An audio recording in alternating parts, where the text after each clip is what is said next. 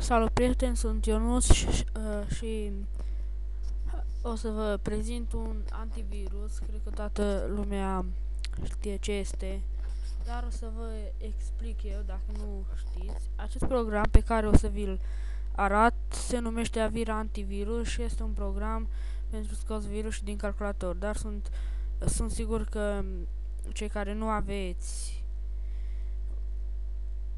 antivirus, ați observat că calculatorul dumneavoastră lucrează mai greu. O să vă arăt cum funcționează programul și instalarea lui.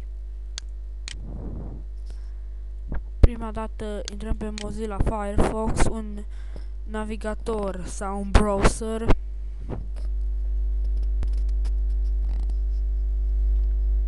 Veți scrie la Google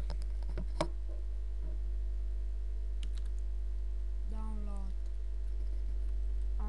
Avira antivirus personal. Vedeți cum este, cum am scris eu, și veți da Enter. Download free, deci prima.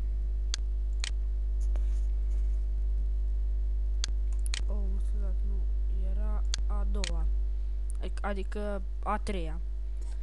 Și download new. Start download.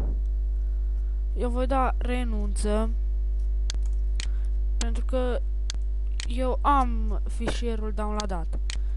Deci, de asta nu o să-l mai salvez încă o dată. Așa. Iar acum o să vă arăt și instalarea. Așa o să vă arăte și... Da, bun, să începem. Apăsați Run.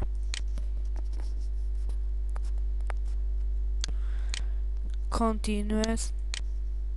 Și așteptați instalarea lui.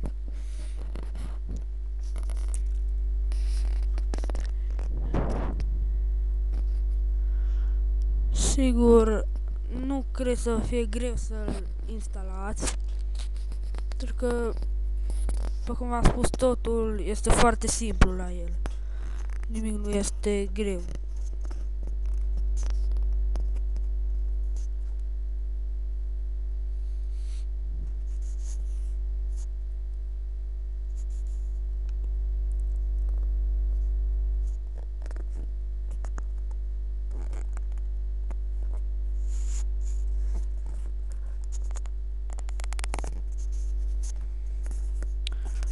Ci doar trebuie să așteptați până să face instalarea, dar principalul e ca antivirusul să meargă.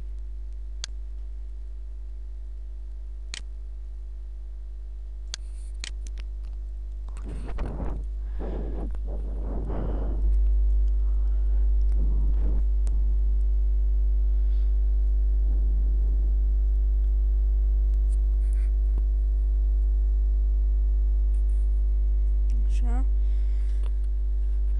Deci, aici o să vă arăte modifici, adică să-l modificați, repair, update, să îl reparați sau remove, să-l dezinstalați.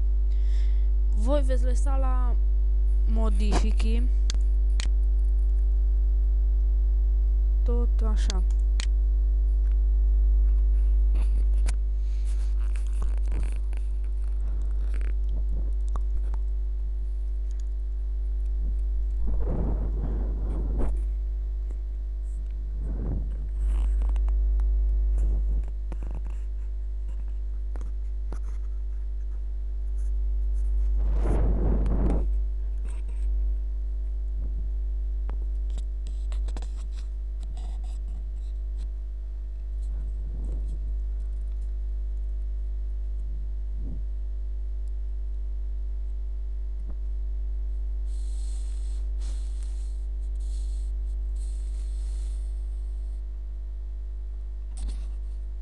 Acest antivirus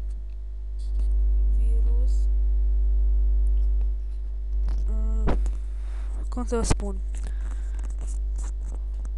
Probabil că ați auzit de antivirusul Avast,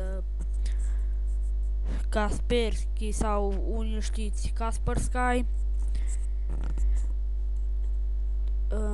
El, deci, și acest antivirus, Avira, este la fel de bun pentru cei care nu aveți un calculator chiar atât de performant. Eu o să dau 9, dar dumneavoastră nu cred să vă apară și o să trebuiască să dați yes. Deci, asta a fost tot tutorialul despre Avira. Iar dacă nu o să-l știți folosi, vă rog să lăsați un comentariu la acest tutorial pe pagina pe care ți intra www.settings.liniuțapc.tk. Vă mulțumesc foarte mult!